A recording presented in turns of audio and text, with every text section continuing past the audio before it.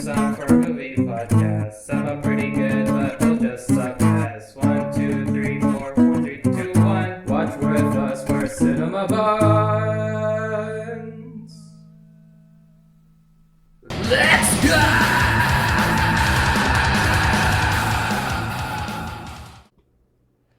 Hello and welcome to Cinema Buns. I'm Ritter. I'm Mike. And I'm Kevin. And we got another special guest today that I somehow finagled into getting a meeting with. If you want to go ahead and introduce yourself for our listeners.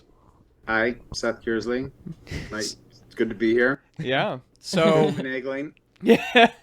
By finagle, I mean sending a cold ass DM through Twitter, and him being nice enough to go, yeah, sure, that sounds cool. So Our strategy of like sending out just DMs and seeing which fish bites the hook is paying off. I will pretty much respond to anyone that writes to me. That's dangerous to say on a always been a podcast. thing. I mean, I will though. Like, it's always been a thing. Like, even back in the day when it had to be a letter that came in the mail. Like, it's like, if you write me, I'll write you back. Wait, so was your like address public knowledge then? Well, no, but I don't think public wouldn't have cared. Yeah, fair enough. But you go to camp and you're like, hey, yeah, if you write me, I'll write you. Yeah. Oh, gotcha. And ending up with these like pen pal situations that go on for years. So yeah, I type fast, so it's never an issue.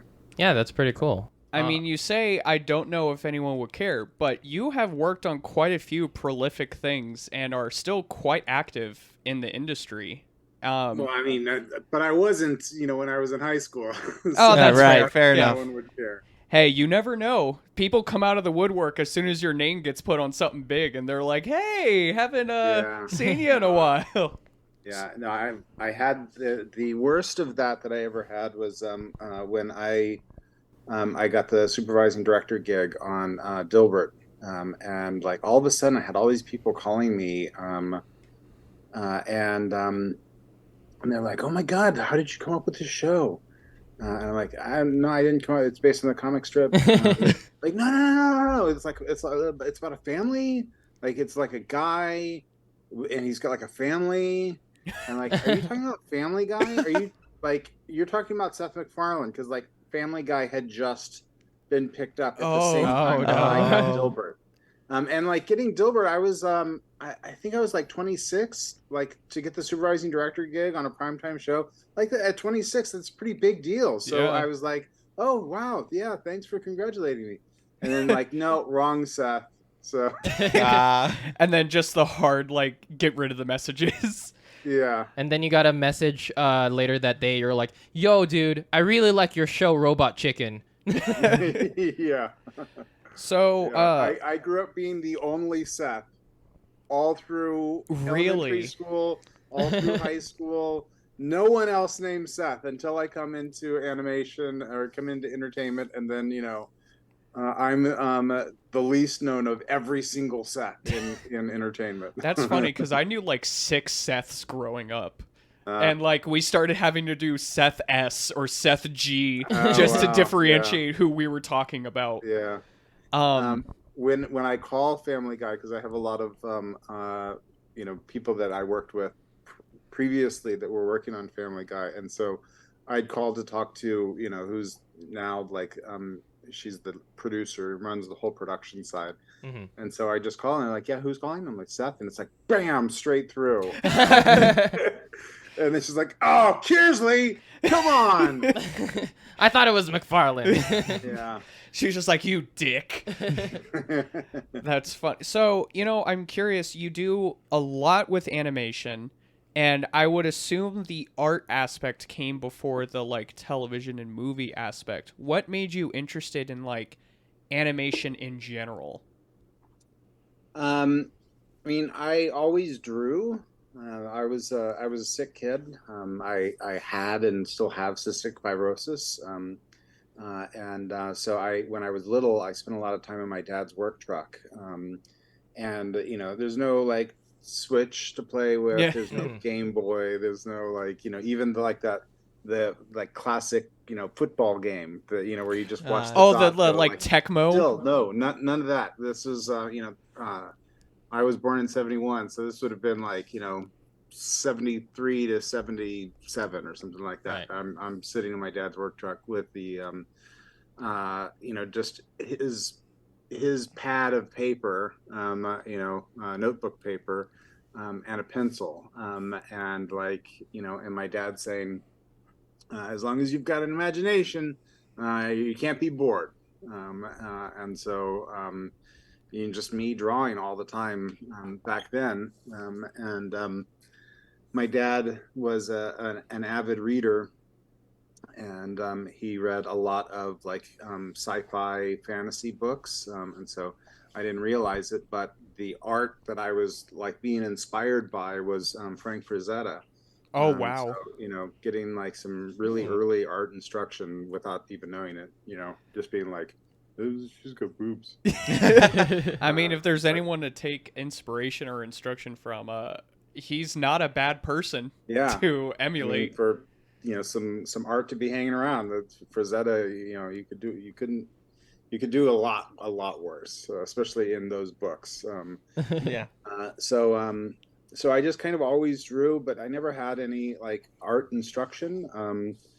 And when I drew stuff, my parents would always be like, "Oh, you should do something with your art," but like they never got me in any art classes. So it wasn't until high school that I had an art class. The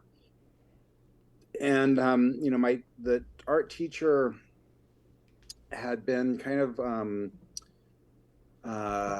like he was an older guy, and the system had sucked his soul out already by the time I got to him. Oh, because I would hear stories about how he used to paint with the class, and at one point the principal came in and was like, "Hey, we're not paying you to paint, we're paying you to teach." So then his instruction, I mean, he did do some like basic instruction, but mostly art was like study hall. And he'd come out in the beginning and he'd go, "All right, let's get to work." And he'd go back into his office, and then he'd come out like 10 minutes before the period was over, and he'd go, "Okay, let's wrap it up."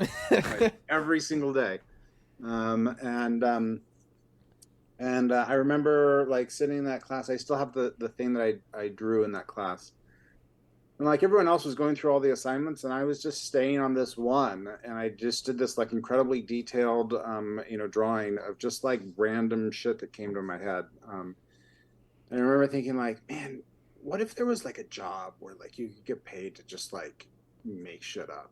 They would just paid you to make shit up. And then I had a friend, when I was a junior in high school. I had a friend that was going to CalArts, and so he would invite me and some other friends out to go to the parties, and the parties at CalArts were just insane. Like to go from like a house party in high school where like someone's parents have made the giant mistake of leaving for the weekend, and someone is bringing like a keg to their backyard, and that's the party, to going to an art school party where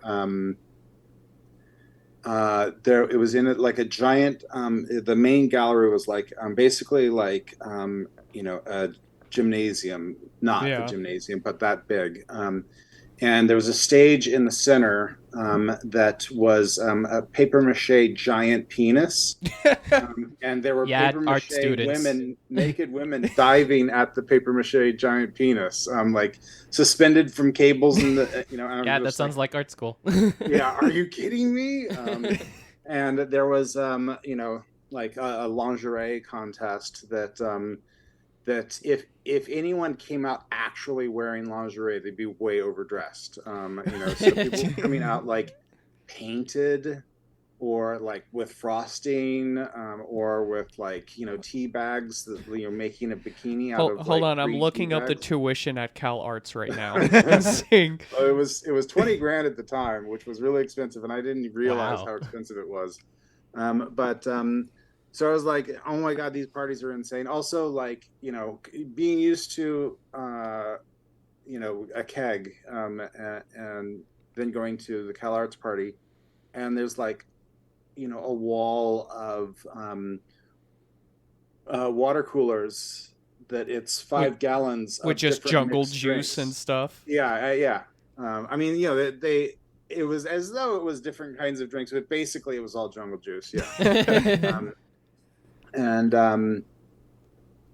so I'm like, oh my God, this is insane. I got to go to the school. But besides the parties, I wandered through, like, my drunk ass wandered through the animation school, Mhm. and like all the drawings that were all over the walls, like, there was hardly anyone in the department because there's like a massive party going on. But like I'm looking at all of the drawings all over the walls and on the desks, and it just felt like home. Like, felt like those were my people were hiding there. And I went to I was hearing this like beeping sound, and I like followed the sound of the beeping to a camera room, and I watched this guy shoot his student film. Where it was like on a light table, and he's got the camera above, Oh yeah. and he's like taking a sheet of paper out and he's putting it there and he's buzzing the thing, and then he's hitting the button that makes that sound that I was following, that beep beep. And he's shooting on 3/4 inch tape, so it rolls back 5 seconds and then rolls forward and then takes the next 2 frames, and he takes that out, and and I watched him do that for a little bit, so I got to watch like maybe like 10 seconds of his student film, while standing behind him, like with him not knowing that I'm there. And then at a point I was like, oh my God, that's so cool, and probably scared the crap out of him. Some drunk college student behind him Yeah, just going, some bro. drunk high school students. And yeah, I'm sure immediately his first thought was, I should not have left the door open. But, it gets hot in the camera room. And So I was like, I talked to him for a little bit, and he explained the process a little bit, and I'm like, oh wow, that's so cool. And I'm like, I'm totally, I'm gonna come to the school. I'm gonna try to be in the school. So I asked for his name, and it was Pete Docter. And Pete Docter is now the CCO of Pixar. Wow. Oh, yeah, he directed And, Monsters Inc., I believe. Monsters Inc., Up, Inside Out, Yeah. Soul, yeah, and is also part of like the Brain Trust there. But I remembered, Pete Docter. That's a weird name, so it always stuck in my head. And then I tried to get into the school, and was immediately shut down and turned down. And then I had to do Was like, one of their references that we saw what you did at the parties? yeah. Oh, we know. We have video.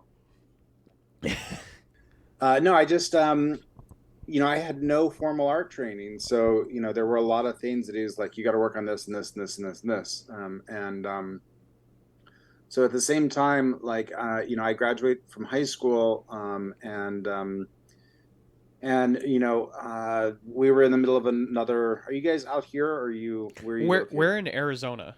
Oh, okay. So we were in the middle of another like epic drought, and so I was growing up in Ventura. Do you know how and- little that narrows it down? California Yeah. having a drought. I don't know which time period that is. Well, this would have been. I graduated high school in '90. Yeah. So Oh, okay. it would Okay. have been that drought of the early '90s, the late '80s, early '90s. That 10-year drought. Yes, but it had been. I think it had been like 7 years at that point. And Ventura stopped issuing building permits for anything that involved new plumbing. Mhm. And that was my dad's whole business. Like, he would buy a house that was zoned for more than one unit. He would build additional units on that lot, and then he would rent them out, or he'd sell the whole thing. And so it basically killed my dad's business. And his mom and my stepmom's mom were both getting to an age where they needed someone around, so they all moved back to Ohio, to like take care of the grandmas, and and I had the option of moving back to Ohio or staying in California. And so like, it was a hard choice, but Yeah. I stayed in California. But I was living in a one-car garage that was like smaller than what you see of. This is my current garage. So just imagine that at this there's a wall, and that this is the whole thing.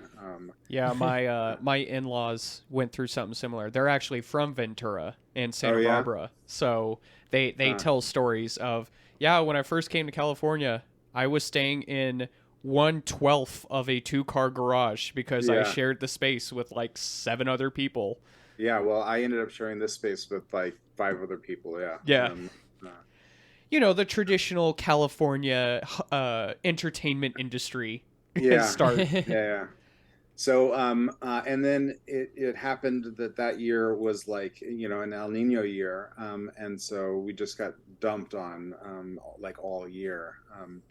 And, but, yeah, living in the one-car garage, no bathroom, and going to the community college and taking nothing but art courses. Just all I was doing is working on my portfolio. And then I was able to, like, the next time. Also, when I first went out, they had already accepted their next class, so like there wasn't even a space for me to go out to. So I went out the next time when it was like the right time to go out, and I talked to the dean of the animation school, and I had never seen someone that knows what they're doing look at a portfolio or look through a sketchbook. Because it's always like your friends looking through it, and your friends are like, "Oh my God! Oh wow, that's so cool! Like, what is this? Like, how'd you think of that?" And Yeah. then you talk about each thing, and then they turn the page. Oh wow! But there are people who aren't like knowledgeable in the field either. Right? No, So they're just like every single page is magic. How did that happen? How did you get that? Whoa. But this guy's been in the art world for 60 years, and so he's looking at like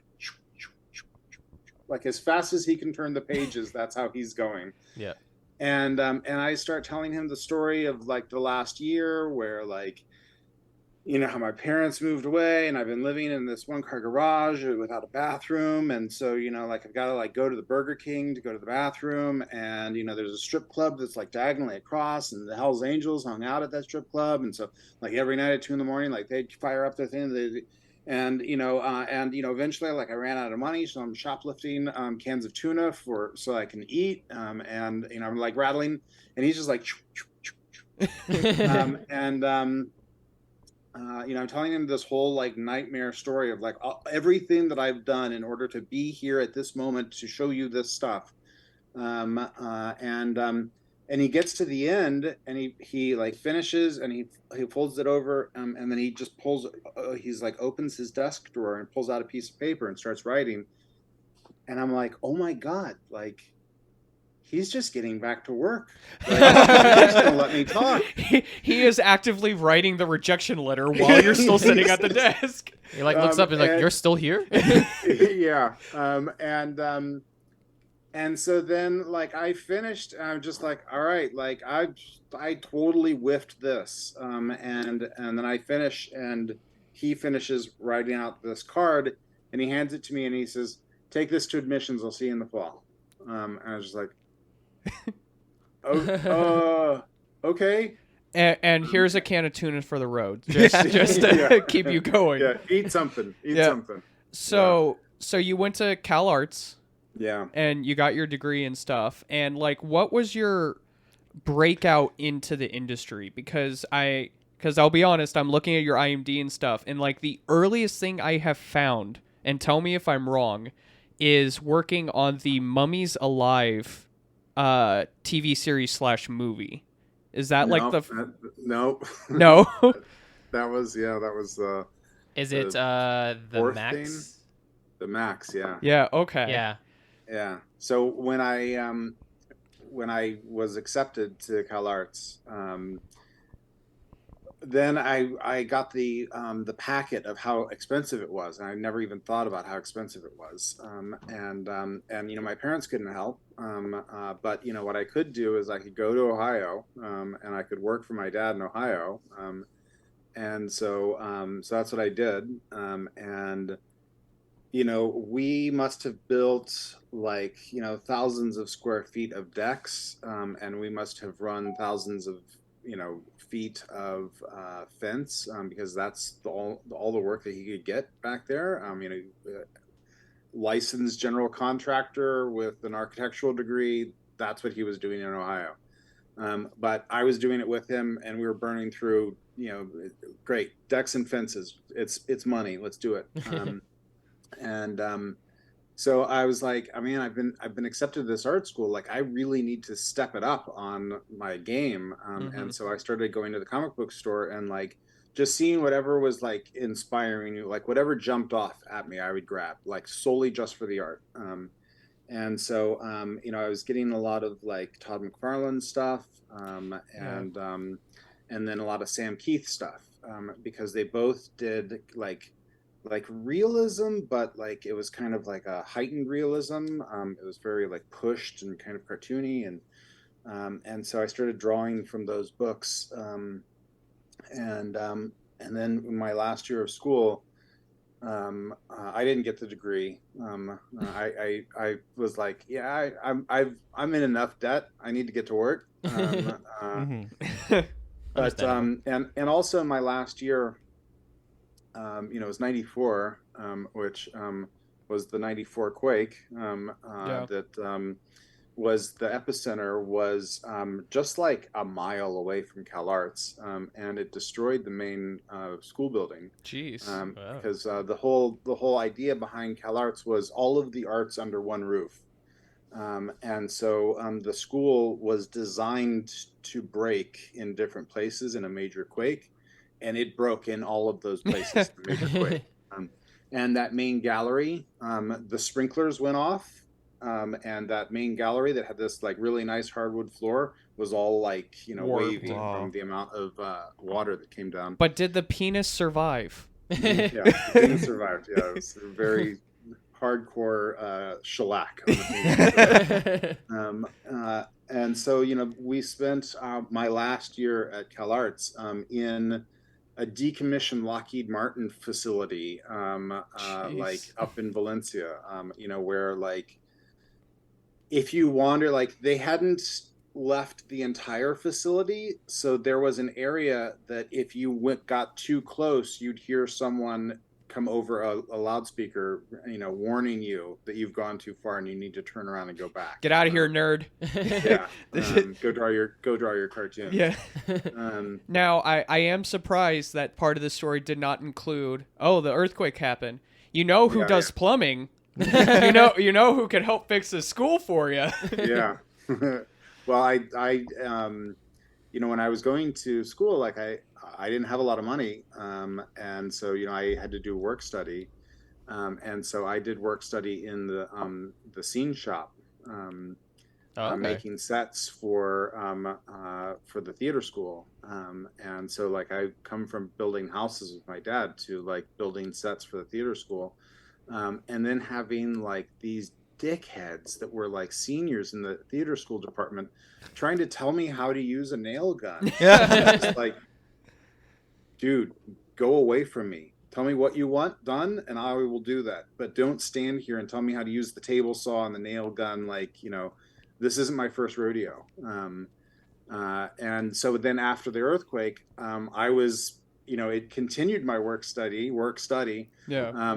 But going into that building and retrieving things that they needed and helping to build the, they basically built like the shop out in the parking lot, so that they could like remove everything and put it out there. Yeah. And then, have that be like headquarters for, going back into the building. And so by doing that, like our classes were paused for a little bit. And so I helped them build that. And they're like, basically, okay, look, usually work study is supposed to be like, petered out over like the whole course of the thing. But if you help us with this, we'll just pay you all of your work study in this. So, so by doing that, I was able to then like really focus on just the schoolwork for a while. Cause like I didn't have to cool, though. worry about money. Yeah. And so, we come to the end of that year and, there was a poster up for the Max, the Sam Keith comic that I'd never heard of, that was going to be done for MTV, and so I was like, well, that's really cool. I want to work on a Sam Keith thing for MTV, and so I went down with a couple of my friends, and same thing, like we're all sitting there, and he is flipping through like,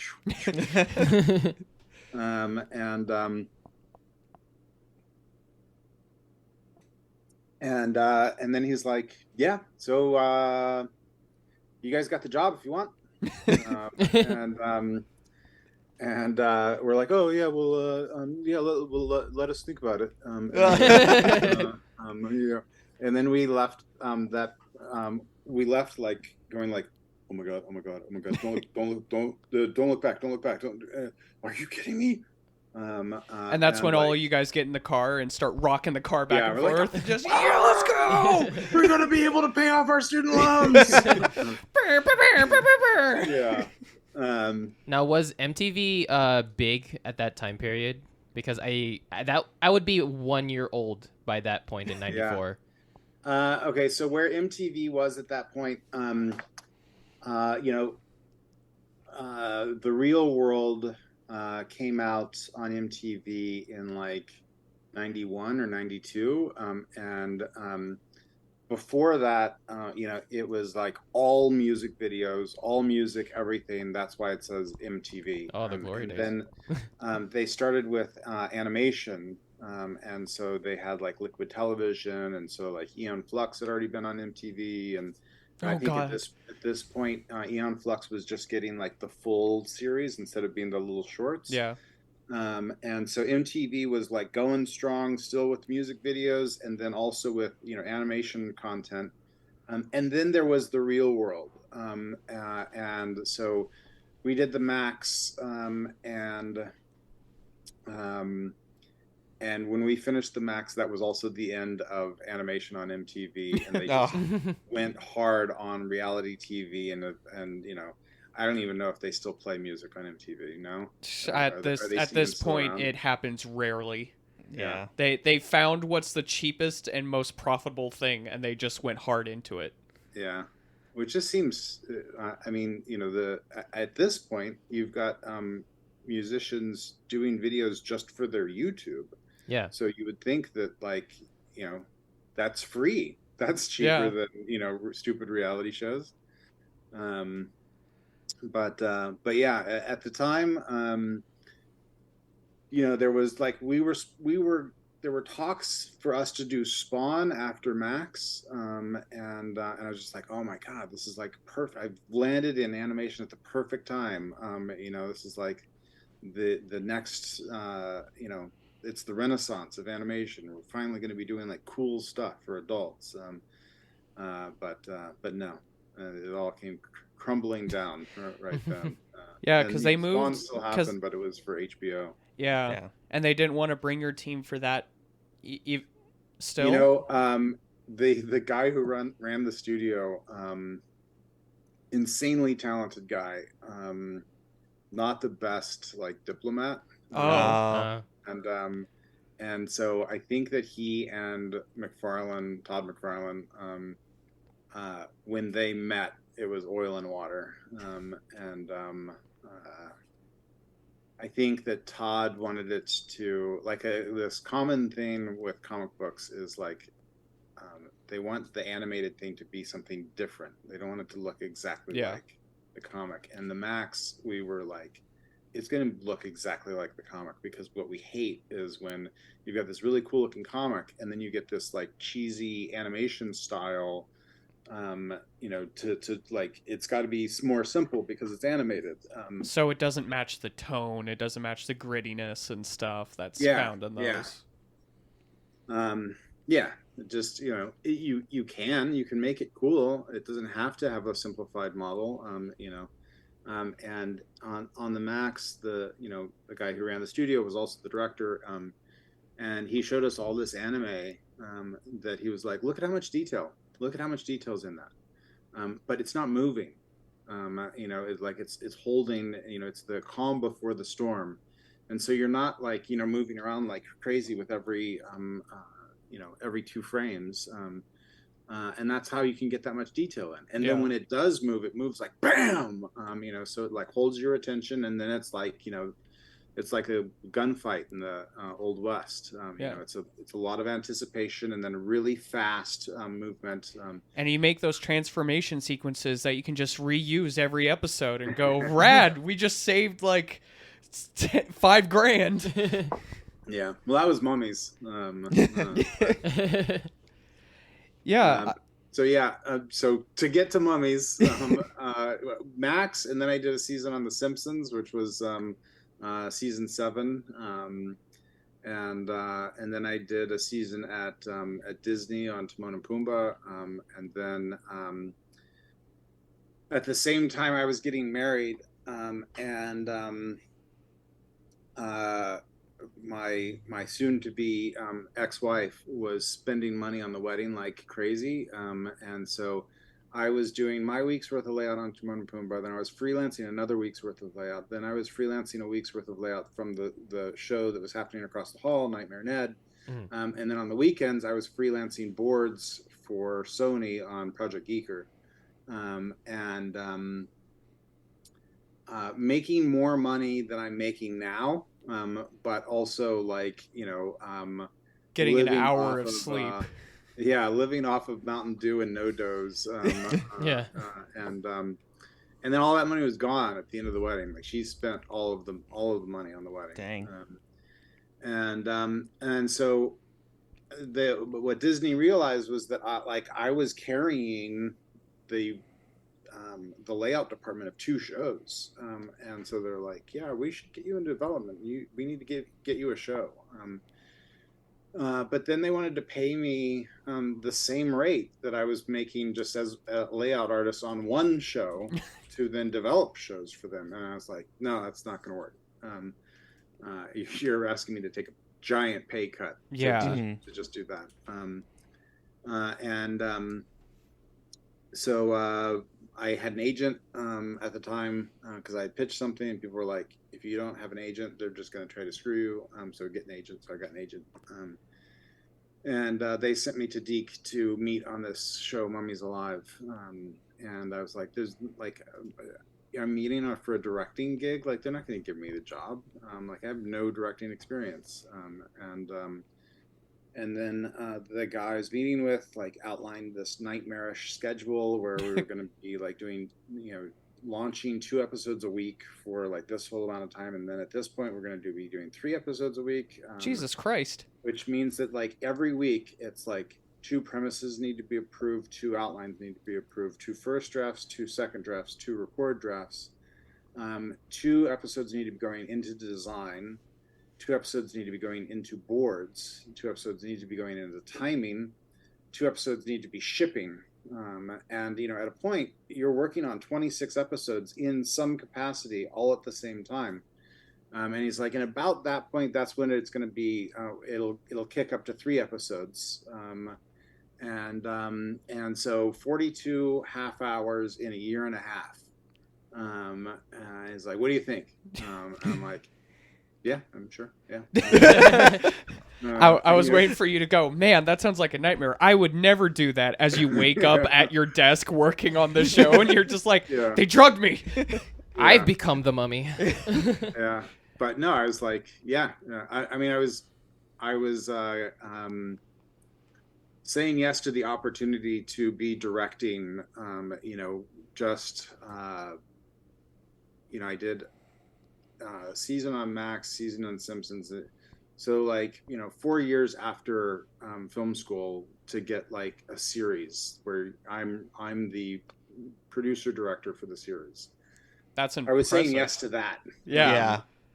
And if I can survive, I can put it on my resume and look so good. Yeah. Well, I just figured, if I I talked to a bunch of people that had more experience than me, and I'm like, so they're offering me this job. And these guys that have been in it, for a lot longer than me were just like, dude, you should take it. Like, and consider it a trial by fire. And what's the worst that could happen? if you get completely scorched and the whole thing goes tits up, then like, it's their fault for hiring a green director. Like, this is a win-win for you. Yeah. So I sort of went into it with that philosophy. But having like come through the Max and then the Simpsons and then Disney, like that was really the education in animation. Because it's like at school you learn enough to get that first job, and then in that first job you learn more than you did the entire time that you were at school, like in the first month.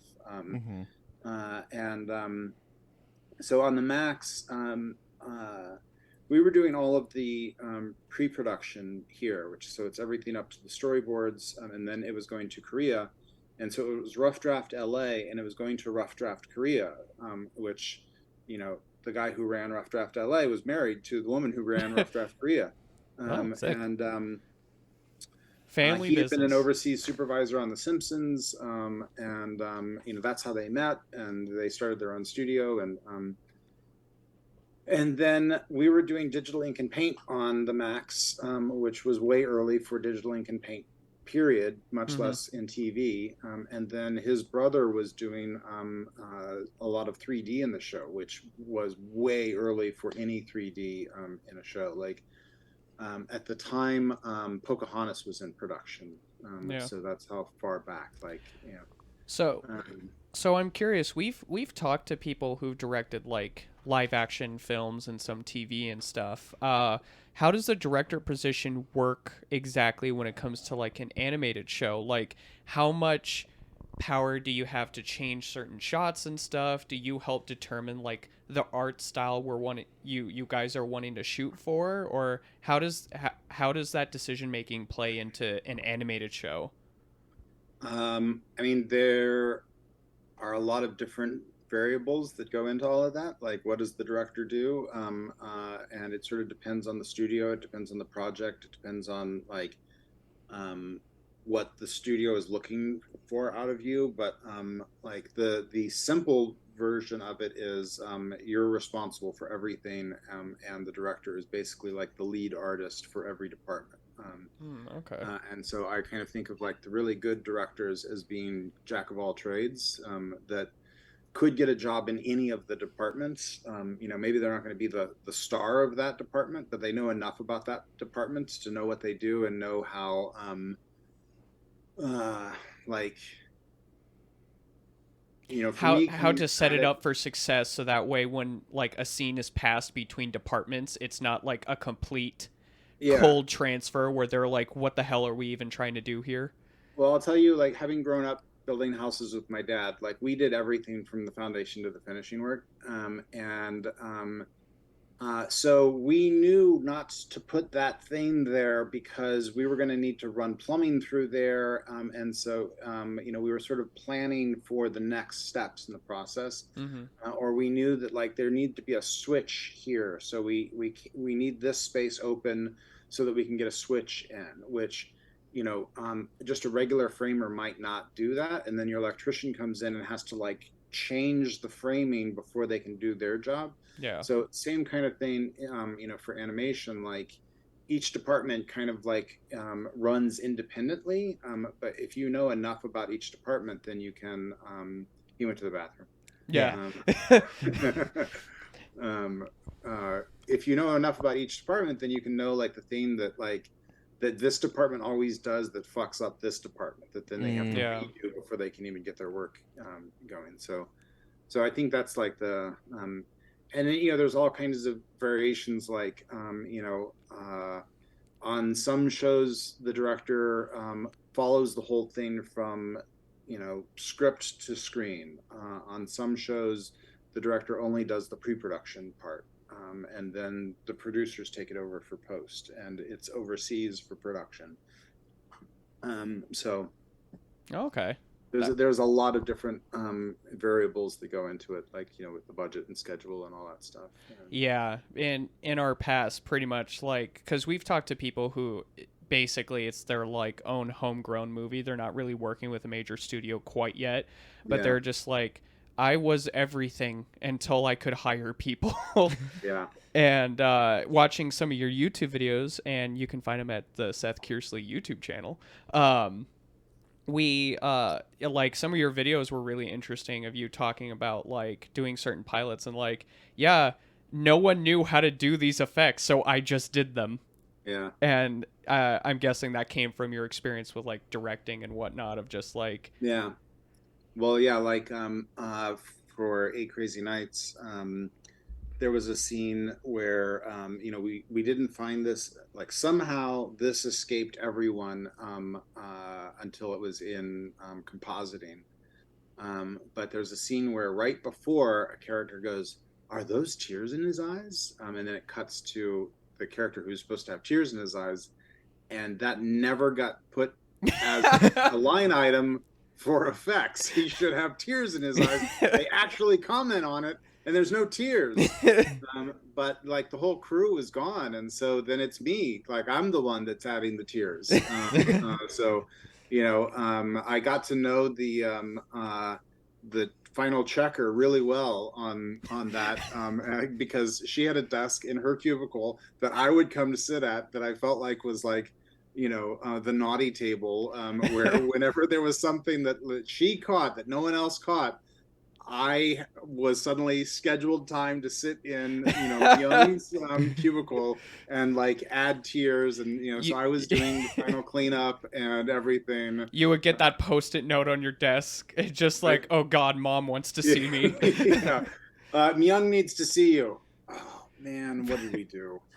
I was about to ask, was that an awkward moment in the screening room where you're just like, okay, this is turning out, is that tears in his eyes? And you see it and you're just like, fuck. That's about it. Yeah. Yeah. So Fuck! How does he not have tears in his eyes? How did no one catch that? who approved Here now? who approved this? Looking at the clipboard. Yeah. Fuck, it was me. Yeah. Well, I mean, there's a lot of people that, Yeah. that should have caught that. But yeah, the thing that like bugged on that was like, in the end, I found out that we were $1 million under budget. Oh wow.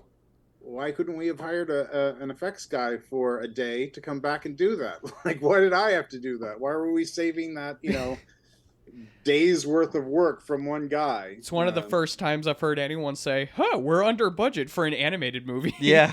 Yeah. Well, I mean, we were under the over budget. Oh, okay. Oh, gotcha. So I the think it was initial originally- budget, but then the like, okay, you can go up to this much. Yeah. So yeah, I think that there were incentives built in to the producers for if you will give you a percentage of whatever you're under. Yeah. You know, so to motivate them, but yeah. So in your experience between like television animation and movie animation, which experience did you feel was the most collaborative and the most how should I say, not easier but more manageable between the two? Because I could see, I mean, based on what you said for Mummies, that sounds like a nightmare hell pit. But I mean, I also know movies can have nightmare schedules as well. Yeah. Well, with Eight Crazy Nights, we only had 2 years from like my day one to like my last day. It was 2 years, which usually that's 5 years. Yeah. And so there were a lot of feature people that came into that that were like, this isn't enough time. We don't have enough time to do this. Where we had a lot of TV people that were coming from Dilbert that I was bringing in. That were like, oh my God, are you kidding me? We're only doing 90 minutes in 2 years. We've got 2 years to do 90 minutes. Wow, we got to slow down. But also it's not as black and white as like that was better than that. Like what was nice in the feature is that you had the time to get like every scene right. Where in TV you've got a lot of like clunker scenes where it's like, yeah, I mean, really, it should be like this, but like we ran out of time. Yeah. But then also in TV, like, you know, Mummies was a nightmare schedule. But also I had more creative freedom on Mummies than on the next few things because it was such a nightmare schedule. Um, They what the literally didn't studio, have time to tell you no. yeah, it was a fighting show, right? And I was really heavily into the martial arts in high school and college, and had a black belt, and like my storyboard supervisor had a black belt, and the art director had a black belt. So we were all like, eager to like come up with this new fighting style for the Mummies, and and so I asked, one of the like executive producers, what we could and couldn't do. And I'm like, so can we punch to the face? He's like, no, you definitely cannot punch to the face. I'm like, can we kick to the face? No, you definitely cannot kick to the face. And it's basically like you can punch and kick like in this area. Like, that's it. That's The entire front torso is open. yeah. And I was like, okay, yeah. Well, and then like I'm trying to like choreograph these fight scenes where like we can only punch to the body or kick to the body, and just like it looks like that martial arts tournament where you've got like the peewees that have like so many pads on them, and they're like just trying to hit to this area, and it looked lame. And so I was like, I mean, you can ask for permission or you can ask for forgiveness. So let's go the forgiveness route. So we had like in the first fight scene, I think like we had all these disposable bad guys, the Shabti, which were like made of clay. Yeah. And so in the first fight scene, we had like, one punches that catch his arm and then break his arm, and then throw his fist through the face of Hey, there we go. and then we had like, okay, kicking to the body, she kicks to his body and her foot goes completely through him. Then there's another guy coming, she kicks through his body, her foot goes completely through him. Then she does a backflip and launches both of those guys into the next guy. And basically broke every rule that he said. And no one checked the board. So by the time it came back in color, they were just like, "Oh man, the action's so cool!" And I'm like, "Yeah." Yeah. Sort of waiting for the like, you've got to change it all, but there was no time. So there was that. Like that was and then moving from that to Dilbert, Larry Charles was the writer for Dilbert, and he had just come off of Seinfeld, and so the writing was like really good, but then you've got an executive producer who's way more involved, and so there's a lot less that you have a lot less freedom, and then more so with Eight Crazy Nights, like Sandler was really really involved at every step, and so as a director you've got a lot less creative freedom. Yeah. But then you sort of realize that as long as you, and this sounds like an impossible thing, but as long as you give them everything that they want, then you can do anything that you want. Right. Yeah. So as long as you tick all of their boxes, then you can also do like your stuff. Then they're going to be more receptive to, yeah, you can do that. It's all right. Well, they just won't even know that that's what you're doing. But really, like in both of those instances, Larry and Adam didn't know anything about animation, and so if I fought them on every single thing that they wanted to do, then we would just be fighting all the time, and then they'd never trust me. Right. So I try to like give them what they want and like let them know that they're really heard and that I'm getting what it is that they're trying to do, and then they're more receptive to you doing stuff, or they feel protected, so they know that you're not just saying no just to say no. No, that makes sense. Mm-hmm. So what got you from like Dilbert director and stuff to Eight Crazy Nights director? What was that transition like? Did you just happen to start off in like the storyboarding, like you were doing freelance and they just kind of moved you up, or what got you into that position? So the guy who was the supervising producer on Dilbert, got himself connected to Eight Crazy Nights because they were both Sony projects. And when the Sony animation department was started, it was they wanted to do features first, and the guy who was running it was like, "Let's get our feet wet in TV before we start doing features." And so this producer sort of like snuck behind that guy's back to get himself connected to the feature, and then it was like, yeah, let's not do it at Sony Animation. Let's set up our own little animation unit just for this thing. But I was working for him on Dilbert, and just when I heard that there was an Adam Sandler feature, I was like, I want to do it. And they're like, what if the script's up? I don't care. I want to do it. And they're like, what if it's a nightmare script? I don't care. I want to do it. Because I'm saying yes to the opportunity. Like, Yeah. I was a huge fan of Sandler's. He was my cast of SNL. So I was the guy in high school and college that was repeating the lines from Happy Madison and Happy Gilmore and stuff like that. So it was like whatever it took, I wanted to be on that, and I let my agent know, and I anyone that I could talk to that had any kind of connection to that, I let them know that I wanted to do that.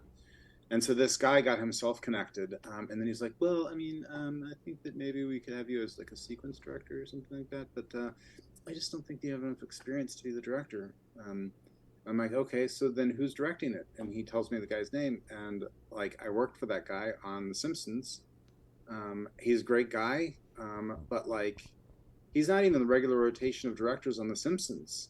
So at that point, me coming after 42 episodes of Mummies and then 30 episodes of Dilbert, I had 72 half hours of TV behind me, and I think he had like 13. And I was like, he should be a sequence director for me. I've got so much more experience than him, even though he's technically been directing longer than me. I've done more than him. They're like, no, he's and really it came down to he was older. I was like 27, 28. And so a bunch of my friends were like, dude, you should just do it, just like do the sequence director thing, and like you never know, like this, like maybe like the next thing you'll be the director. So on a Friday, I told that guy, like, okay, I'm going to do the sequence director thing. And he's like, all right, great, that's great. And then the following Monday, that guy calls me at home, back when you had landlines, and so when your phone rings at that early in the morning, you're like, something's up. Right. So he's like, hey, don't go into work. I might need you to come up to Sandler's today. What? I'm like, okay. As the sweat immediately starts. Yeah. So they hired that guy that Friday. And they asked that guy to do some boards over the weekend, just whatever, just do some drawings. We've been writing this thing. We're so excited to see. And then come Monday, he had done nothing. And not only had he done nothing, but he then said, the reason why he hadn't done anything is because he's getting married and they needed that whole weekend to plan for like wedding stuff. And by the way, I'm gonna need like a month off in a couple of months because we planned this whole like world tour honeymoon. Understandable. And they're like, fuck you, you're fired. Yeah. I need a whole month off in this that? 2-year production cycle. Yeah. Well, and at the time, it wasn't even 2 years. There was another crazier schedule that they were going to try to pull it off in. So they fired him on Monday morning. They hired him on Friday, fired him on Monday. And the guy who had gotten himself connected to the thing, I think his job was also on the line, and so he needed to bring other people up to fill the void left by this guy. And so I knew that that Sandler and his team, that they were all total workaholics, and so when I met him, I talked about how much of a workaholic I was. I knew at least that had happened. So I didn't reference that, but I knew that was an issue for them. And then like clicked with Sandler and clicked with his guys, and so yeah, that's how I end up getting the gig. And I just knew that like getting it is one thing. Keeping it is another thing. Right. If they'll fire that guy like on Monday, like maybe in 2 weeks I'm fired. So You're just like, really awesome, lights a I got fire the under job. Fuck, I got the job. Yeah. But it goes back to you saying yes to the opportunity and just seeing if you can do it. Yeah. I mean, I was 27, 28, and I'm directing a feature. Like, yeah, who's gonna say no to that? Like, Right. Exactly. no amount of shit that you're gonna throw at me is going to keep me from saying like, dude, I fucking scored on this one. And there was a lot of shit, literally and figuratively. Like a lot of the poop jokes I was not a fan of. But then once you go down that road, like you've got to embrace it. And so like when the deer smile and they've got poop in their teeth, the sound effect that you hear when they smile is me squeezing spit between my teeth really close to the mic. Wow. And like there was a sound effect that they had, and I was like, no, it like, because once we're going down that road, like you have to just embrace it. Yeah. Yeah. Yeah. And so we were on the sound stage, we were mixing, and I was like, no, I know it should be, and so I'm like, just like play and I'll do something into the mic. And so they did it, and I did that like and it grossed out Sandler. So he was like, that's definitely got to be in. So You're like, if I'm going to make poop jokes, they're going to be the highest quality poop yes. jokes I'm going to make. premium poop jokes. Yeah. You're not going to if get you're these going at a there. department store. Yeah. So yeah, I mean, that was a pretty big deal, and and then I kind of like, because of Mummies and then Dilbert and then 8 Crazy Nights, I just thought like, what's next? Because the trajectory is going like this. Mhm. So Right. what's the next job going to be? And then I had meetings like all over town for what the next job was going to be, and there were some that was like in the meeting they were like, do you want to do it? Because if you want to do it, you're the one. And I was like, yeah, I don't really want to do it, because like the script was horrible, and I was like, can I rewrite the script? Because yeah, this just doesn't feel like the and they're like, no, this is the movie that we're making. Do you want to do it or not? And so I lost that kid that would say yes to the Oh, opportunity. yeah.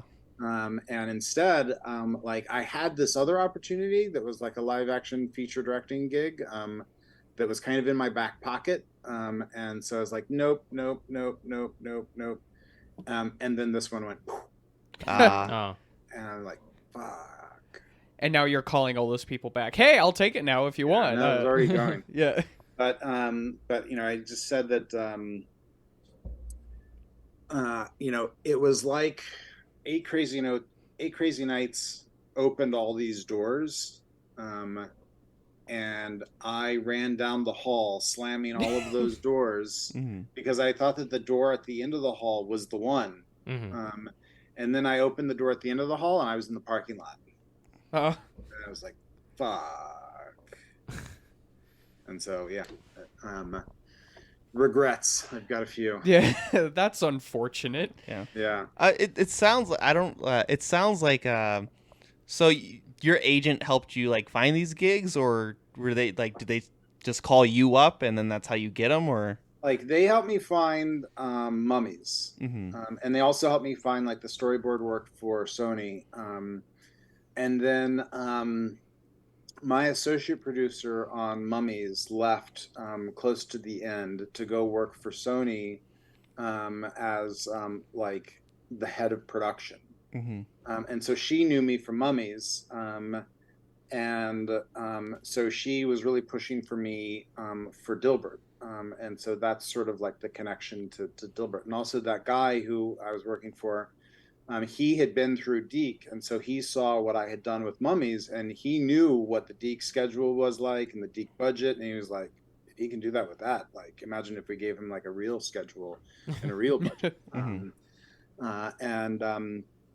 So that was sort of the connection there, and so and then the connection to Eight Crazy Nights was through that guy. Right. But then, I had my agent also like making a bunch of calls and stuff to other people that I wouldn't have connection to get my name on their radar for the gig. But after that, all of those meetings, like it was literally like I had a meeting. Some days I'd have a breakfast, a lunch, a dinner, and a drinks meeting, and all with like different production companies and stuff like that. So like, and that was like 5 days a week. I had meetings. Like my full-time job was meetings for a while, and so that's all the agent. And then the next like actual gig that I had. Well, Kingdom Hearts was the next gig, and that was through the agent. I had been talking about American anime because I was really trying to like, if I'm going to educate like a bunch of executives that don't know anything about animation, I want to educate them in the direction that I think that animation should go. Mm-hmm. And so plant those seeds. And so I talked to them about American anime and how like Japanese directors had all this freedom to like do their thing, and American directors, it was like, such a subordinate position because like American feature animation and American TV animation is based off of, especially for features, is based off of the Disney model, Right. which you knew Walt. You didn't know what the directors of those movies, and they also had multiple directors on those movies, and you had. Even when the Animation Guild was first founded, and still today, there's no director category within the Animation Guild, and directors aren't allowed in the DGA. Really? Animation directors, yeah. And the reason why they're not in the DGA is because the DGA just doesn't get animation. And the reason why there's no director category in the Animation Guild is because directors were considered an administrative position back in the day, when the Animation Guild first was started. So as a director in animation for feature film, you are considered production board. That's your official category, and you get no residuals for the movies. So like for Eight Crazy Nights, I did the voice of Brill's teammate was my character's name. Okay. And my lines were, huh? Yeah? Go get him! Like that's like all my lines. I still get residual checks from that. Wow. From SAG. So 2 minutes of voice recording, I still get residual checks. 2 years of directing a $30 million feature film. Wow. Nothing. It's crazy. It sounds like you're just basically an open contractor that they just kind of that you get the freedom to choose and go wherever you want to get take a job, but then you also get none of that a safety net to like. Yeah. Well, I mean, there is a little bit of safety net in that in the Animation Guild, your contribution to your pension is based on your salary. So, if you are a director level, what's being contributed to your pension is more than if you were an entry level. So there is that safety net that you get that your pension like summary or whatever. Right. And you're like, okay, well, when I retire at 67, I'll get this much money a month. So there's that. But but I was I was planting the seed of American anime, and having it be like director driven animation is basically what I saw the difference between American animation and Japanese animation. And so trying to get that where like the director could be more in charge of the whole thing, the way it is in live action, and just basically like make it equal to what it was in live action. But yeah. So, but then they'll meet with producers after that and be like, no, animation is producer driven, because if you let the directors drive it, then they'll go way over budget and way over schedule. And, they'll try to do too much with what they've got. Yeah. Mm-hmm. So with Kingdom Hearts, because your recent bump in everything has been you released the pilot that you developed, and when it comes to developing those pilots, how did that come about? Did they approach you? Were you approaching them? And was that kind of just built for like an internal like pitch to the producers and like the people who would fund it and be like, you want to do it? Let's make it happen. So my agent got me that meeting, and it was they had this game that was really popular that I hadn't heard of, and they were wanting to make an animated series based on the game. So I went in. They showed me the art, and I was like, wow, it's really cool, and that it was anime characters and traditional like American characters with Donald and Goofy. And so I was like, yeah, I mean, this is I could really do something with this, like have like that anime style and the American style like together. And with Eight Crazy Nights, we had half the animation was done in LA, and then the other half was like in Arizona, in Florida, in Canada, in Korea, in Japan. We had a studio in Copenhagen. Jesus. And so I like really thought with Kingdom Hearts, like, yeah, I mean, we could have like that studio that's really good at Donald and Goofy just do the Donald and Goofy stuff, and then have like the studios that are really good at anime just do the anime stuff, and then like bring it together, at compositing, like and have the best of both worlds. And so but the script was horrible, and it read like an episode of Aladdin, co-starring the Kingdom Hearts characters. And so I asked if I could rewrite the script, and they told me no, and told me that I was fired. Oh, wow. Through my agent calls me, and they're like, so they heard that you don't like the script, and so they're just going to go in a different direction. Jesus. And I was like, can I at least talk to them and explain? Because when I had that first meeting, they were like, yeah, so we've got this book, we've got this script, and we've got the game. So after Eight Crazy Nights, like, I spent way too much time smoking pot and playing video games. So I was like, yeah, give me the game. And so I played the game through, like, I didn't have a job. My job was to smoke pot and play video games. And so I played the game through. Yeah. If only they paid you for that. Which now they do. Now you can be a professional gamer. Get on Twitch, baby. Let's make it happen.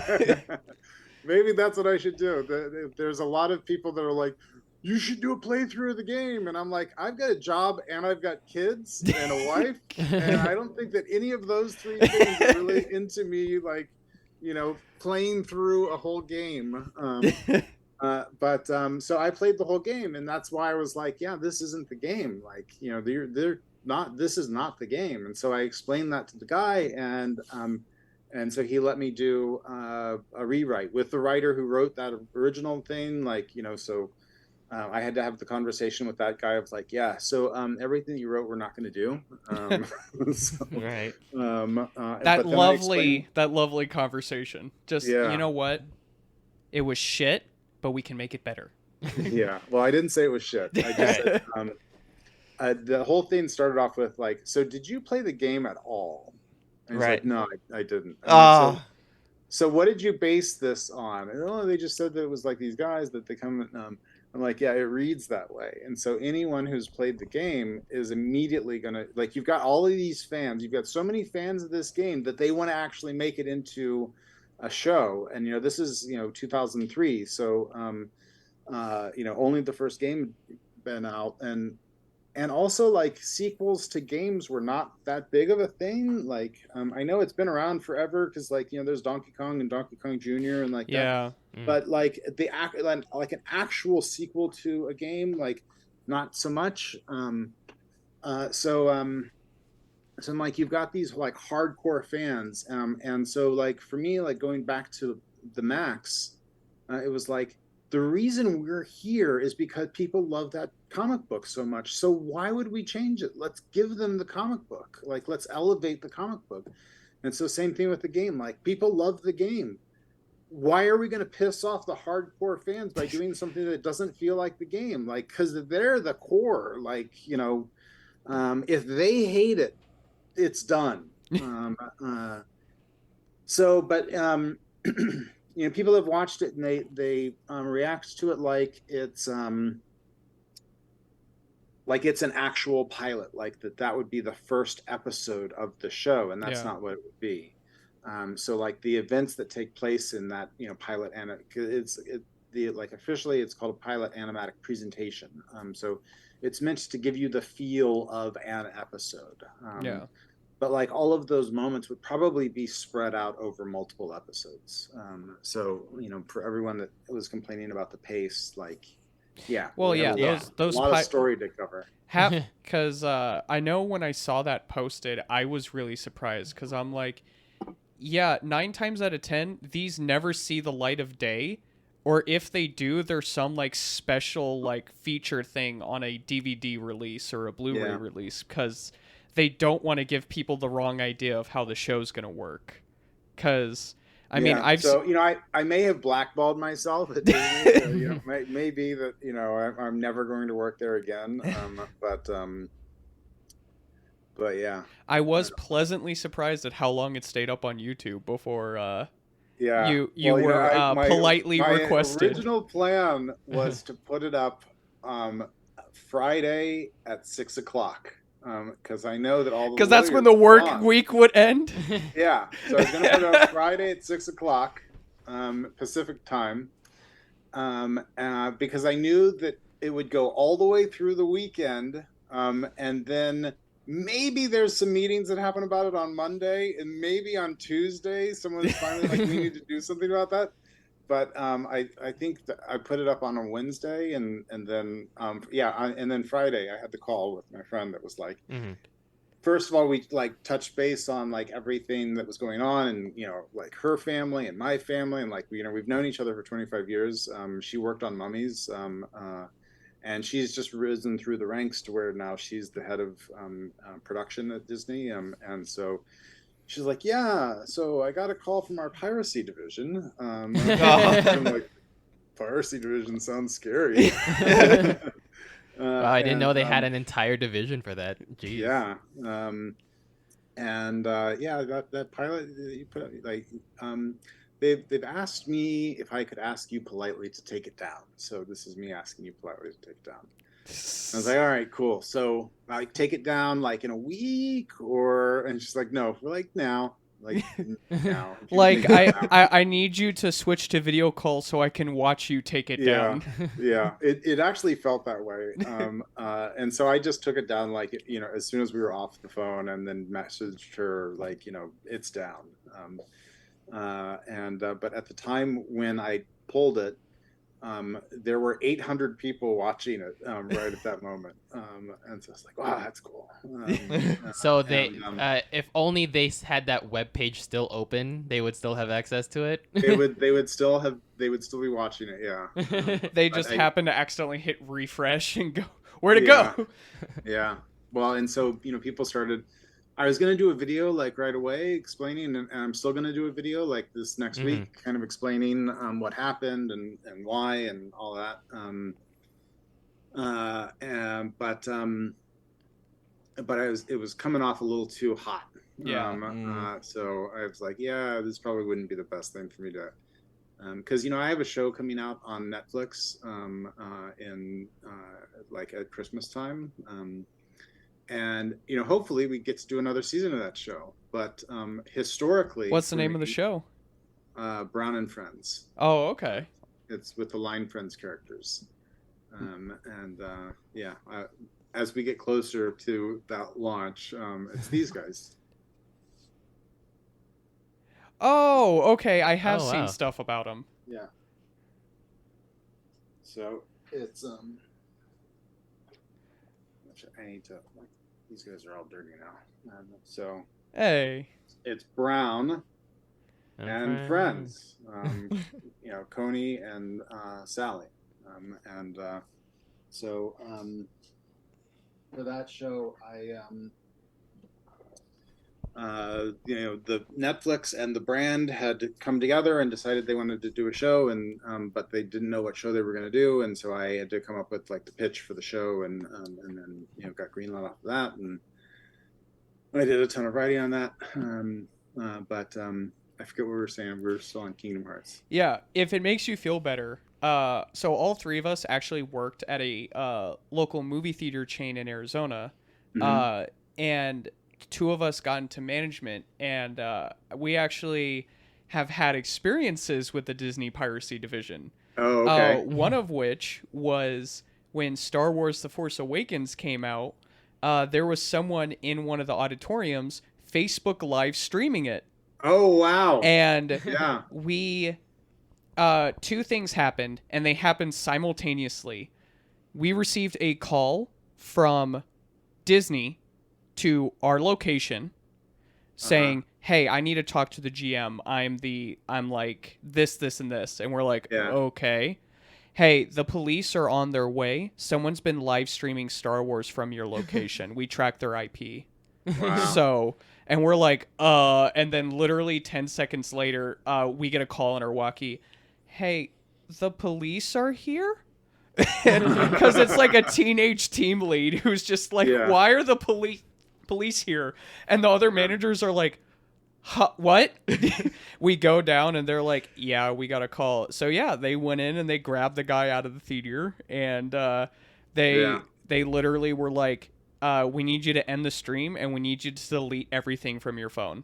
And he's like, well, I don't think I should. And they're like, okay, get in the back of the police cruiser. Wait, I can delete it now. No, it's too late. You had your chance. We're going now. So yeah, the Disney cops in their full Mickey Mouse gear descended on our location. That's wild. So I know where I was going with with that. Like I have that show that's coming out, and hopefully there's another season. But if not, and I want to run another show, like Disney's a pretty big producer of content, and they're actually a great place to work for, so that's why I took it down. Like as soon as they asked, I pulled it.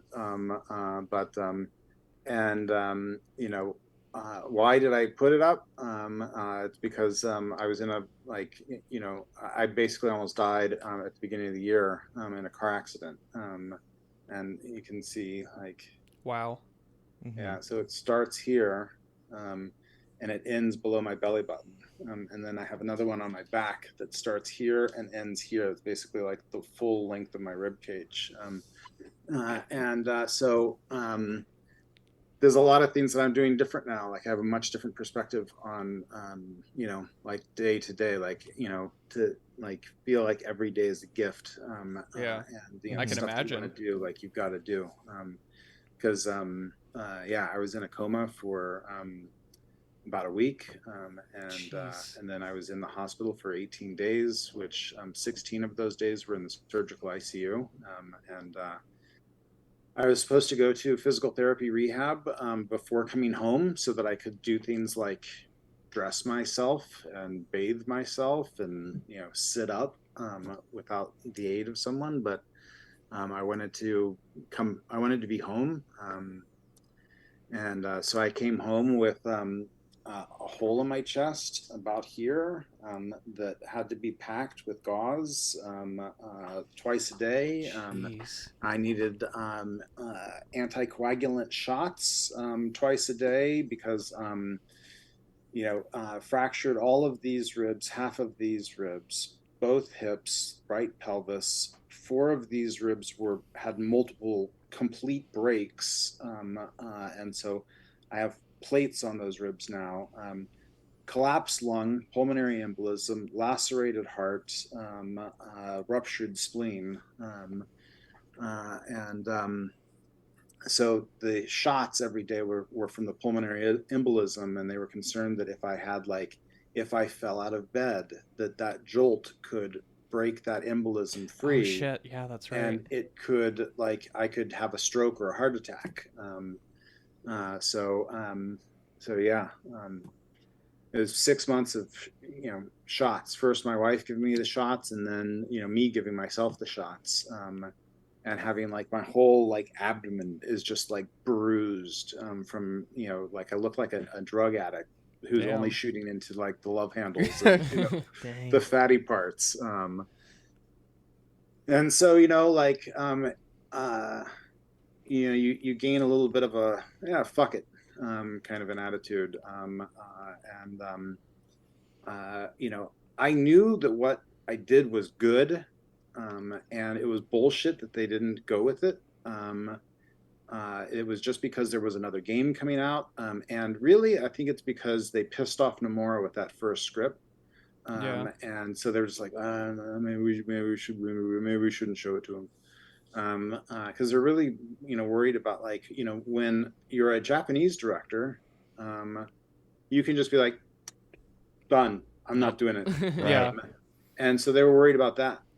But I think that if they let me talk to him and actually showed him the thing, and that I'm doing nothing but respecting the work that you did, I'm just adding to it in a way that I think that it organically grows from what you did, then I think that it would have gone. But yeah. So hopefully I didn't blackball myself, because I do have a family to feed, Right. the kids that are in private school, and that's not cheap. And it might look like I live in a palatial mansion, but for those that can't see the video, there's just a ballroom behind him. I see Yeah. Tupperwares in the backyard. I think there's a still the same paper mache penis in the background. Yeah. College. It's all gold inlaid, and yeah. I feel like in the sort of circle of life part of it, that I started this journey in a 1-car garage, and now I'm in a 2.5-car garage. Hey, So, moving up. still no bathroom, but 2.5-car. Yeah. Hey, which, that's double the space. Yeah. Double the space, except that if you could see right here, those boxes. Yeah. The battle of garage versus studio starts right here. So what's on that side of the camera is bikes and boxes. There's a cabinet that's going to go into the bathroom at some point when we do that remodel. Yeah. It's just the fighting of space. I would like some more studio. No, you have enough. Yeah. Well, no. Having to be on camera with the pandemic, I was like, okay, I at least get this space behind me, because this screen at first was right here. Oh, okay. It's this is weird that I've got clearly a screen right behind me. And then this is my daughter's desk, so this is all her stuff. Oh, it's a full family workshop over there. Yeah. Well, at the beginning of the pandemic, they were one daughter was here and the other daughter was there. And then mom realized that no schoolwork was getting done. So they got moved inside.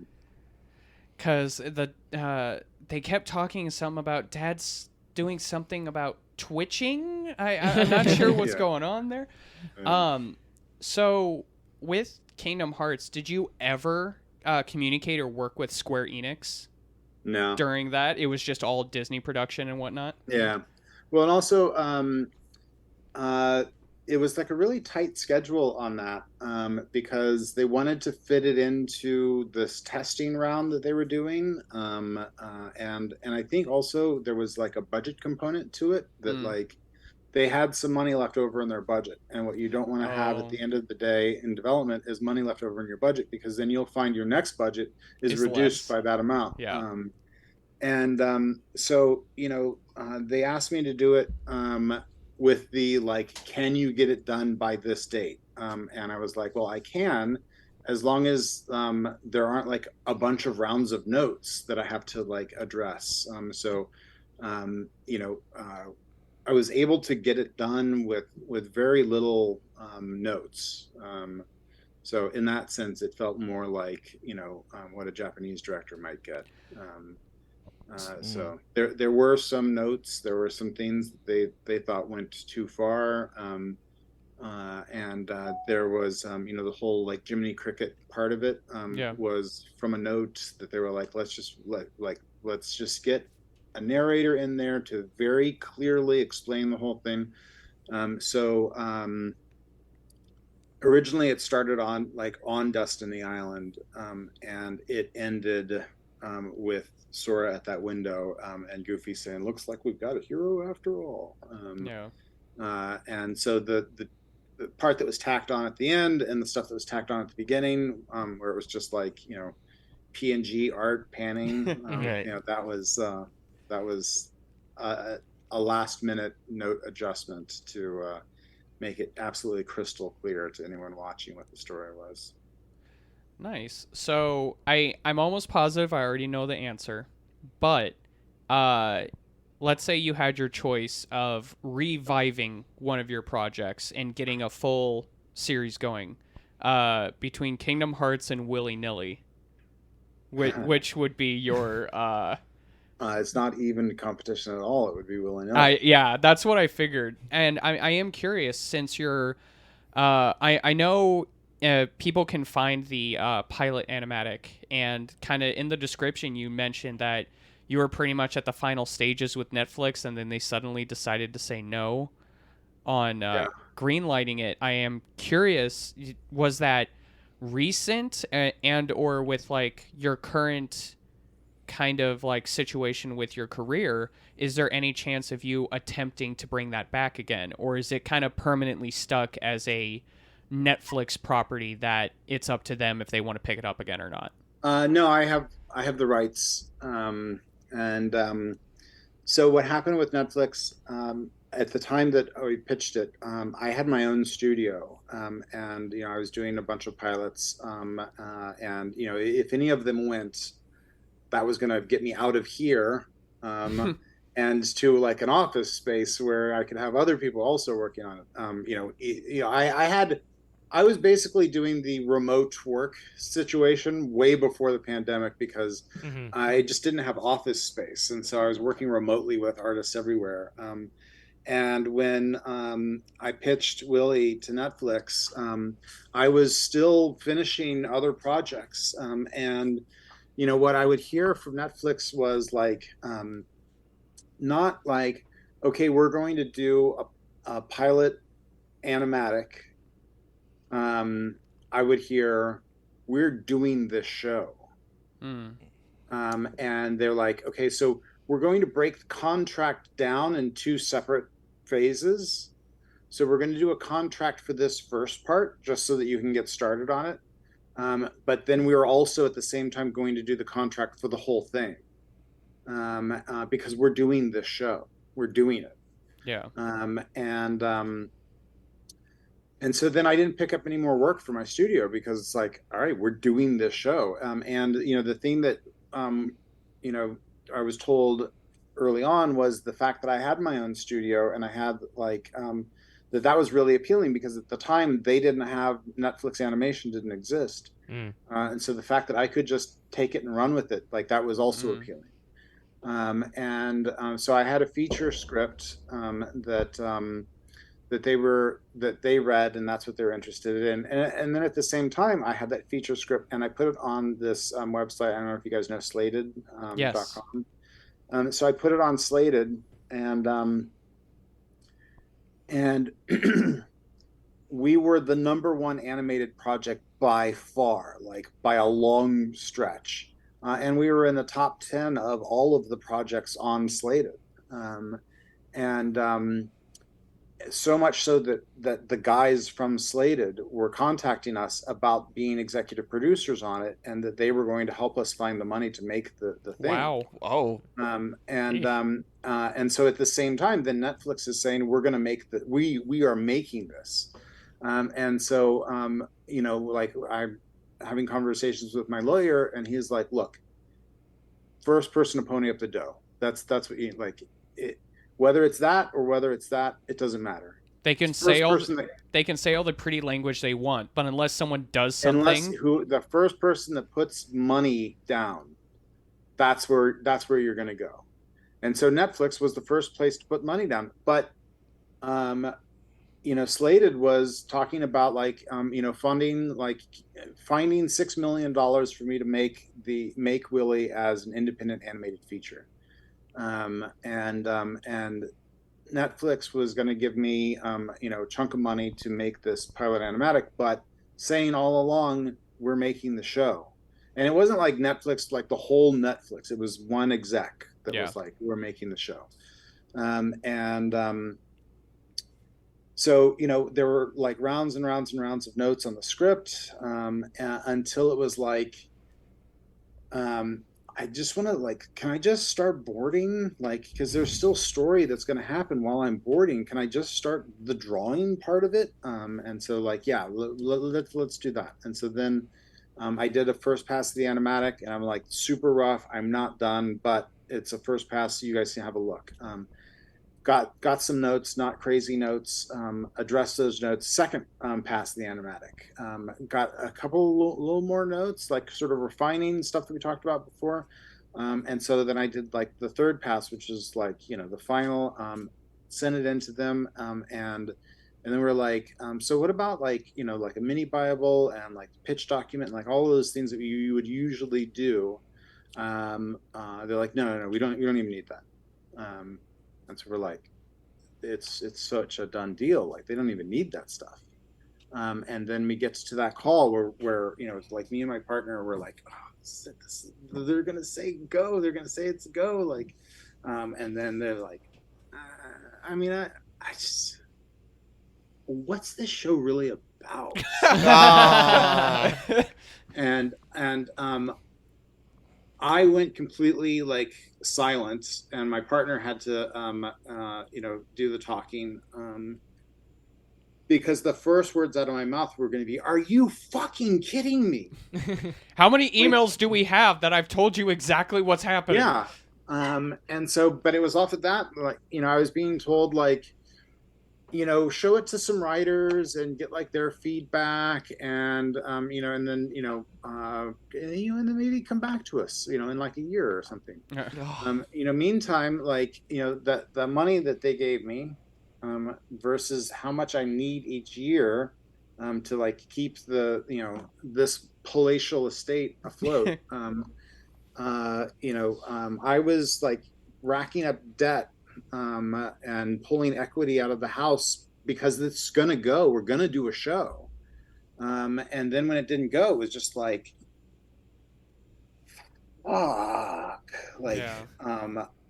I wouldn't have pulled equity out of the house. I wouldn't have gotten myself into debt. The only reason why I did any of that stuff is because you said that it was gonna go, and then it didn't go. How long ago was this? It was before the pandemic. Oh, okay. Wow.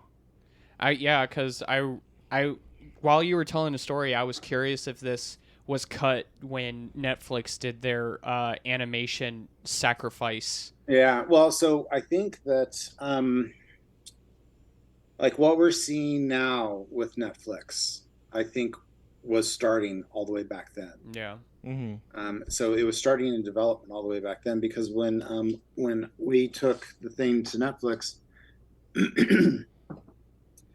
first of all, they didn't have a feature division when we first took it. That's why they wanted to do it as a series. And that's what all of the complication was trying to tell that feature story in 10 episodes. Yeah. And at the time it was man, everyone's getting shows at Netflix because they were saying the same thing to everyone. Like, it's a go. We're doing this show, which no other place was saying that. Every other place was like, yeah, I mean, man, we'll do this, we'll do this much. And I mean, there was all the memes where it was like a teacher from rural Chicago can just fucking come up and go, "Hi, I have an idea about a blade of grass that talks. Approved. Yeah, we're good." Yeah.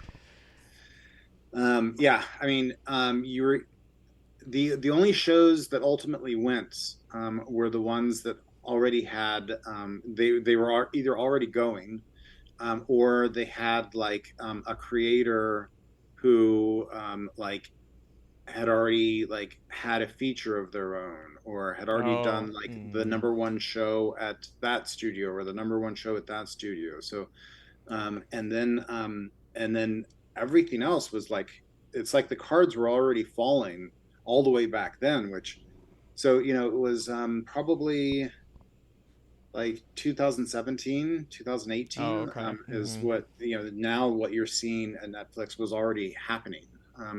And then that person was cut loose for being indecisive. And I was like, yeah, motherfucker. I'll second that. So given your experience with like what I would say is major production studios and production like just timeline and how that works, how do you feel about the new avenues that have been coming up recently in regards to entertainment and content creation? Because we've talked about it a few times on our podcast of how like YouTube, Kickstarter, Indiegogo and stuff has just opened up ways for pretty much any creative to do anything. And like with your situation, how do you view these like avenues in regards to possibly getting willy-nilly going? Is that an option to you? Do you feel like it's too risky, or how do you look at them? Yeah, I mean, I think anything is an option for that. Yeah.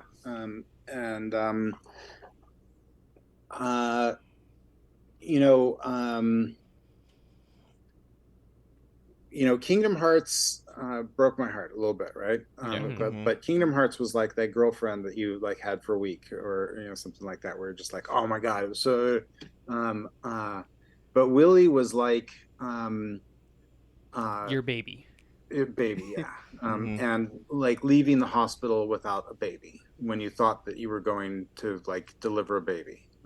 Jeez, and, that's brutal. So yeah, it was literally like like I mourned that, like Willie was a real kid that just died. And also I had put my family in such a financial situation that like I had to just put Willie completely out of my head. I just had to like find a job, any job, at a studio that wasn't my own, and just bury my head in the sand and just like get the work done and like try to like, you know, bucket, you know, bail out the ship. So it was only after like, you know, I posted the Kingdom Hearts thing that I was like, you know, like really, if there was one that I wanted to do, it's Willie. And you know, we have like the feature script, we have like, you know, a whole season's worth of ideas, we have ideas for like multiple seasons. But you know, the thing that I tell people that like ask like, so how do you get a show made? Like can you like set me up with like someone to pitch to? You know, I say to them, and I say it so that I hear myself repeat it, is just go make it, like in whatever way that you can. If it's like you know, a short story or a graphic novel, or it's a live action thing, you're gonna like take whatever phone you have. You know, mine's went through a car accident. So, oh wow, Right. you still have it. yeah. 2 survivors in that car accident. Yeah. But go and make it in whatever way that you can. Like get it out there. You know, if you're going to pitch you're going to most likely you're going to be like killing yourself for a year for nothing because the stories of like, yeah, I went in and pitched and they bought it in the room, like, that's, you're talking about like 0.01% of pitches, but that's what everyone has in their head, that their idea is so good that they're going to buy it in the room and they're going to give me $1 million before I leave the building. Yeah. But I have a lot of animation people that ask me like, how do I like pitch a show? And I'm like, just do some drawings of your thing and start putting it out there on social media. And when people start to respond to it, do some more drawings of that thing, and eventually do like a little like 2-panel story, or like start doing a story one drawing at a time, like so that each time you put something out, it's building on what was done before. Is the recording over? No. No. Sorry, I plugged something in, I wasn't thinking that it was a device, and my computer's like, oh, new device is in. I'm like, son of a bitch. Called Yeah. yourself out. Hey, I'll So admit just- when I make a mistake. Yeah, just start putting it out there, and eventually you're going to get to where you've got enough drawings that you can put them in a sketchbook, or you're going to have enough of the story worked out that you can put it in a graphic novel. And then eventually you're going to be like in Artist Alley at some convention, because enough people like your thing, and enough people have like bought stuff from you that you're kind of like growing a business from the ground up. And it's at that point that some junior development executive is going to be wandering Artist Alley, and they're going to see your thing, and they're going to be like, we want that, we want you. Oh. And you're going to have had so much fun and so much creative freedom all the way up to that point that you might be like, I don't know that I want you. And you might just want to do it yourself.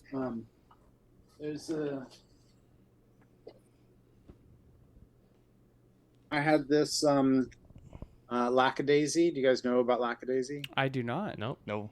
Exactly what she did. It was a web series that she was posting, and she would post like this much of it at a time. And eventually she got to a book. And then eventually she got to a Kickstarter that funded an animatic, and now they're doing a pilot animatic completely funded by fans of that thing that no one has heard of, but Yeah. she's grown an audience. Yeah. That's kind of like and so- a hell of a boss I was on gonna say. YouTube as well. Have you heard of that? Is that the yeah. The Um, like demons in hell and Mhm, stuff. yeah. Yeah. Because she started as just like a Twitter artist, Yeah, and through Kickstarter and stuff got her. that is what I would say to do, to go do that. And if it's live action, I go by the the Duplass brothers did a talk at South by Southwest a few years ago, where they're like, just go make a film. Don't write a script and then try to pitch it to the studios, because that's never going to happen. Mm-hmm. Just go make the film. Grab your friends and just go make the film. And it's going to be shitty. Yeah. It's not Right, going to be yeah. good. That's the most common just- thing everyone says. The first thing you make is always going to be garbage. Yeah. Yeah, just get it But over you're with. going to learn a lot, and then just go make the next one. Don't try to shop that first one around and like send it to some film festivals, and you're going to get rejected by every film festival because it's going to be a piece of shit. It's the first thing you made. Mm-hmm. And then go make that next one. Now you've learned some stuff. And eventually you're going to get to like, just keep making the next one and the next one and the next one. And eventually you're going to get accepted to one of those film festivals. You're gonna be like, oh my God, we got accepted to the film festival. And then just keep making them. Just keep putting them out. You and your buddies, like, and eventually you're building a crew.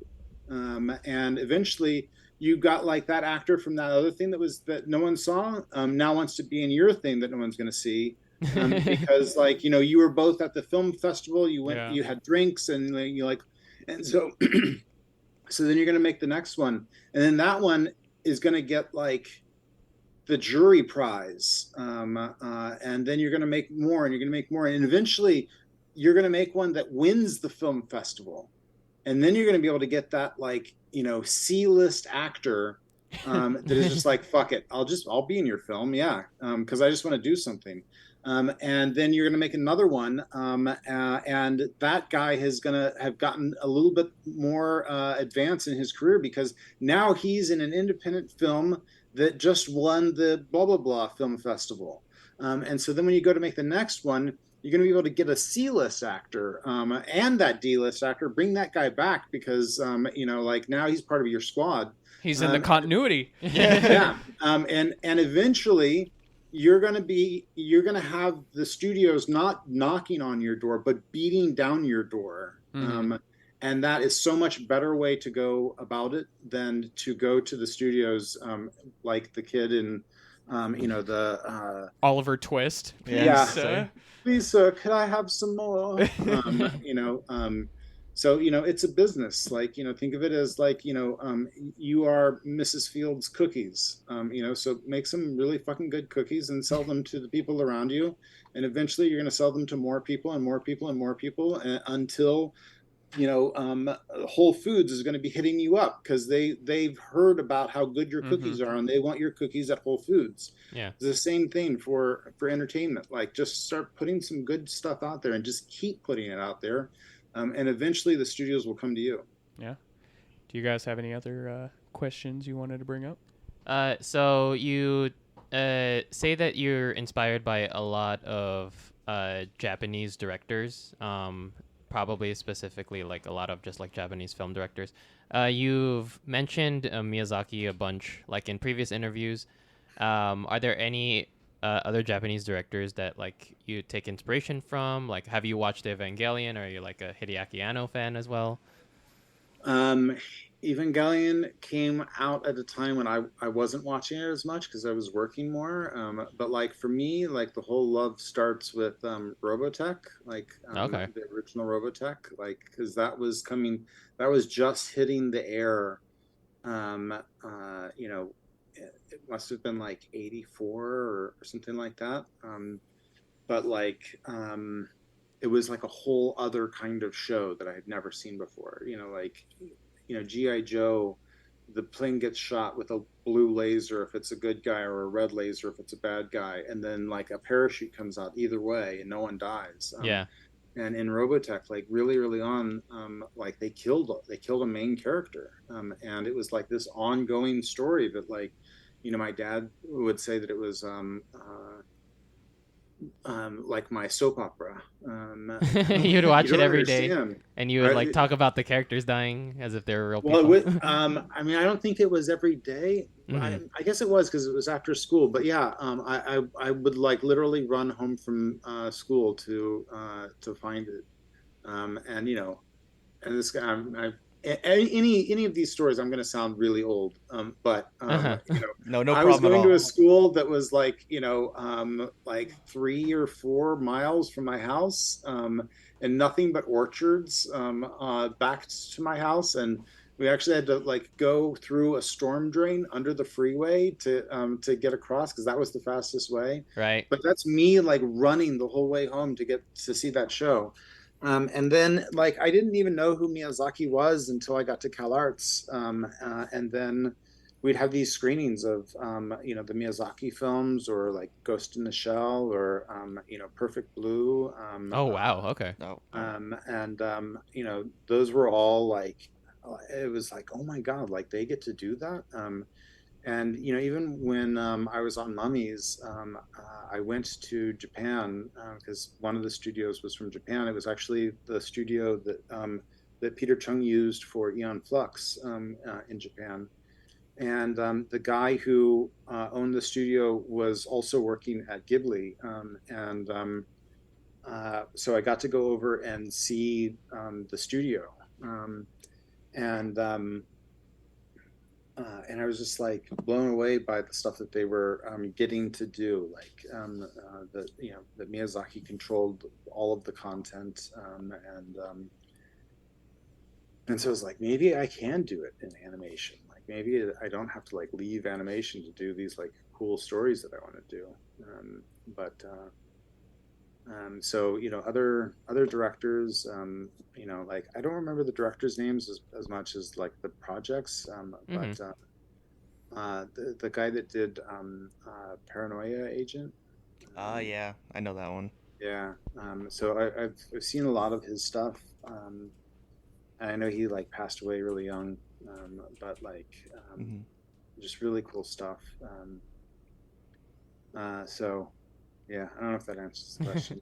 I think what you talked about earlier is actually what has been going on in Japan for probably like decades. Like suggesting that like people, if they have an idea for a story, just like do something with it, like Yeah. a comic or a short story, and just write it down or whatever. Yeah. Several people, just single individuals, have created empires off of a manga that they wrote and submitted to a magazine, or a short Yeah. story that they submitted to a webazine that has turned into a manga, then an anime adaptation, and then into like an entire just merchandise empire. Yeah. Yeah, because that's happening with Webtoon as well. Yes, I mean, that's the next. That's the like next avenue that a lot of these just like artistic individuals have been able to take. Yeah. yeah. Well, Yeah. I mean that's a more organic way to go about it, and if you can do that, and like the technology is all there now, like it's so accessible now. Um, to shoot something with your phone, or to pull artwork into After Effects, or or Storyboard Pro, like you could do a like finished thing in Storyboard Pro. So it's all there. It's so accessible. Yeah, that would be the better way to go about it. Like, yeah. it's too hard the other way. Like, they've made it too hard. Like Mm-hmm. the days of that like sold in the room disappeared when giant corporations bought the studios. So there wasn't like a head of the studio that could just make decisions. Like, everyone has to like answer to a boss. So that's just not a good And way good to luck have if you expect to creativity. get a one-on-one with the head of a studio. Mm-hmm. Yeah. Yeah. But Yeah, I mean, when I was doing all those meetings around town, I realized that it's not that everyone wanted to meet with me. Hmm. That everyone thought that there was like some like oh, we've got the perfect thing for this guy and we want to meet with him to get the thing. It's that these were a bunch of junior development executives that have a calendar that they need to fill with meetings. Um, and so because I had done this film, I was worth putting on their calendar. hmm. And they had to have enough worthwhile meetings on their calendar to keep their job. Right. So they were doing their job. My agent was doing his job getting me into the meeting. The only one who wasn't working at those meetings was me. Right. Yeah. So yeah, going about it that more organic way is definitely the way to go about it. I mean, look at is it Jeff Smith with Bone? You guys Oh know God, Bone? yeah. Oh Yeah. wow. So Yeah. like, I did an internship at the animation studio in Ohio that he was working for before Bone sort of like kicked off as a comic. And then for like, you know, 3 decades now, there's been this like Bone has been talked about as an animated something series or feature or something like the whole time. That dude could have animated it himself in the amount of Yeah. time that it's Yeah. been. For now, like Netflix is just the most recent studio to like kill the Bone Yeah. whatever. I'm still waiting for a animated show or movie of a Goon. Yeah. That would be a great one. What the Yeah. fuck are Well, you talking about? that's the guy that did Deadpool. Yeah. Uh, Oh. his studio. I think that he has the rights to Goon, and they've been shopping it around. Oh, And I wouldn't be surprised if he just does what he did with Deadpool, where because I had met with, he was one of the meetings that I had during that whole time, and he's a really cool guy, and sorry, I'm running out of water. You're No, you're good. fine. Now you're getting old guy voice. You think it's going to turn into one of those, oh no, the pitch animatic accidentally got released. How Yeah. could this have happened? Yeah.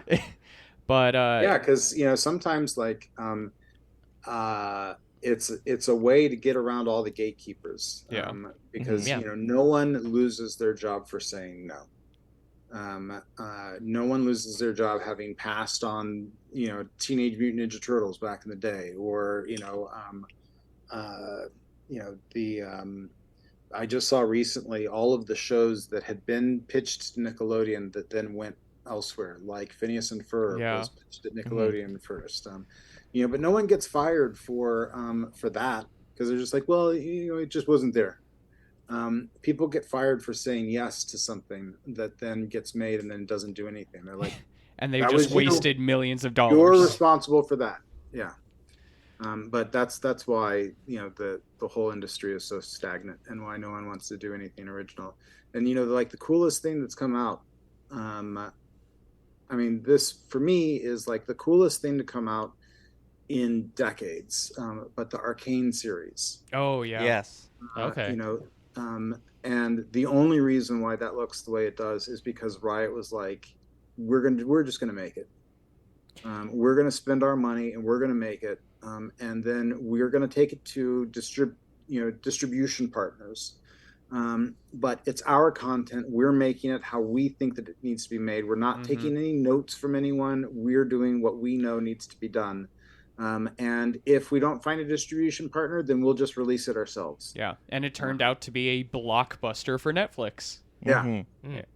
Yeah, but Netflix didn't have anything to do with that, other than being smart enough to say, yes, we will do your thing.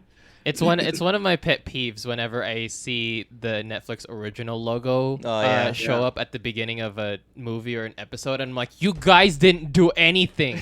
Yeah. You bought this when it was already done. Yeah. Well, with Arcane they did, but with Brown and Friends, we had a lot of interaction with the executives, and they very much had an idea of the kind of show that they wanted, and so it's not like all executives are bad, and the artist should, the client should rule the asylum, kind of a thing. The clown should run the circus, however you want to say it.